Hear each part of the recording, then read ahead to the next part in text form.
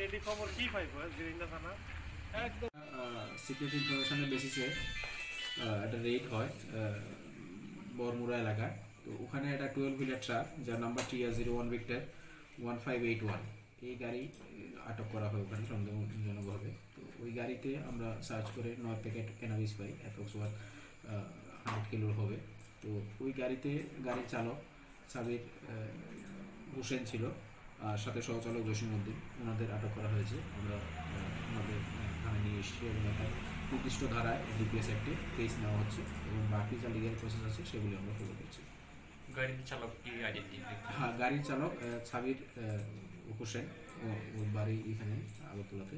তো ওনাকে আটক করা হয়েছে, সাথে সহচালক ছিল জসিমউদ্দিন, ওনাকে আটক করা হয়েছে। গাড়ির ওনার অ্যাকচুয়ালি এখন just initial level of investigation, আমরা বাকিটা খতিয়ে দেখছি। যে দুইজন অ্যারেস্ট হয়েছে তারা কি রাজ্যের না বহিরে? না, একজনের বাড়ি আগরতলাতে, আরেকজনের বাড়ি করিমগঞ্জে। কি মনে হয় গাঁজাগুলা কি এই এলাকার না কোথা থেকে? Actually this is a preliminary level of investigation, এখনো জাস্ট ডিটেনশন হয়েছে। Further detail will update in time. Okay, ঠিক আছে। Sir, actually,